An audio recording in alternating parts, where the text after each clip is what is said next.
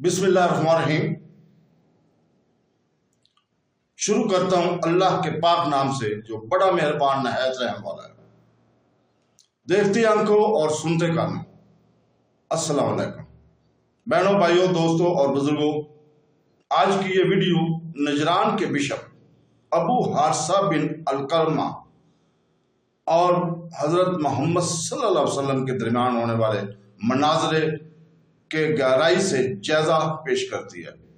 ہم ان کی گفتگو کے دوران اٹھائے گئے کلیدی موضوعات اور مذہبی نکات کو بیان کر رہے ہیں جو ابتدائی اسلامی تاریخ کے تناظر میں اس ملاقات کی اہمیت پر روشنی ڈال رہے ہیں۔ براہ کرم اس ویڈیو کے آخر تک ہمارے ساتھ رہیں کیونکہ ہم اس اہم مناظرہ سے حاصل ہونے والے اسباق اور بصیرت کو بیان کر رہے ہیں۔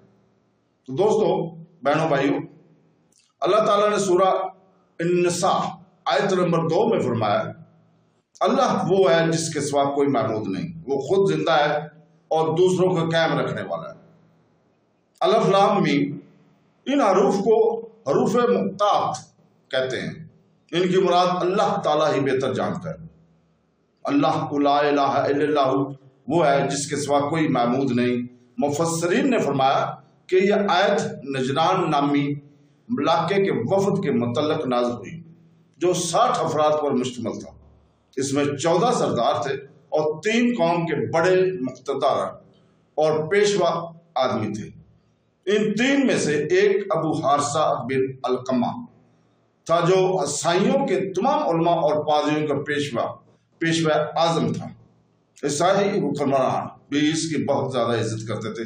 یہ تمام لوگ عمدہ قیمتی لباس پہن کر بڑی شان شوکت سے سرکار دو عالم صلی اللہ علیہ وسلم سے مناظرہ کرنے کے ارادے سے آئے۔ جب یہ مسجد نبوی میں داخل ہوئے تو آپ صلی اللہ علیہ وسلم اس وقت عصر کی نماز ادا فرما رہے تھے۔ ان لوگوں کی نماز کا وقت بھی آ گیا اور انہوں نے بھی مسجد نبوی میں نماز دی۔ مشرق یعنی بیت المقدس کی طرف منہ کر کے اپنی نماز شروع کر دی۔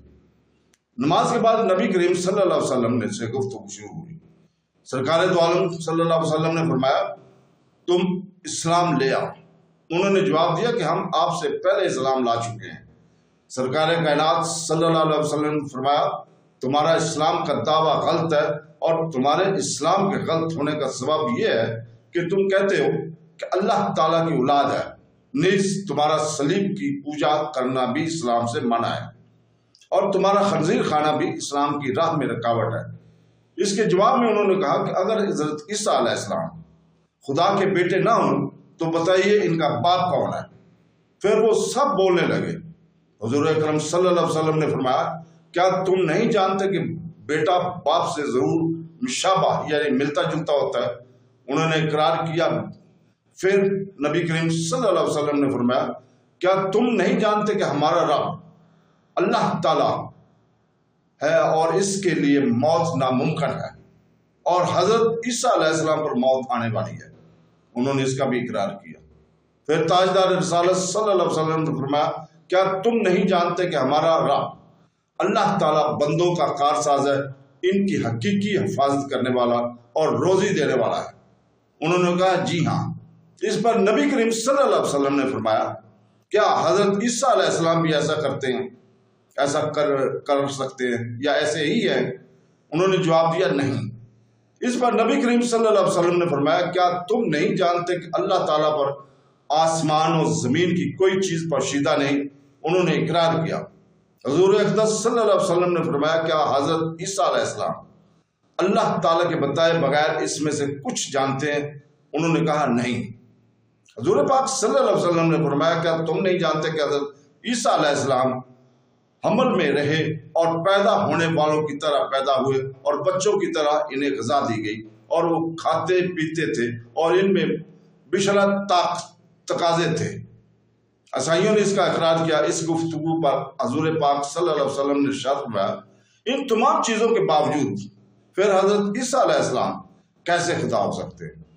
جیسا کہ تمہارا گمان ہے۔ اس پر وہ سب خاموش ہو رہ گئے اور ان سے کوئی جواب نہ بن سکا۔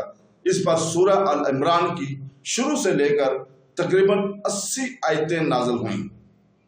تو اس واقعہ سے معلوم ہوا کہ صحیح عقائد کو ثابت کرنے اور ان کا دفاع کرنے کے لیے مناظرہ کرنا سنت رسول ہے۔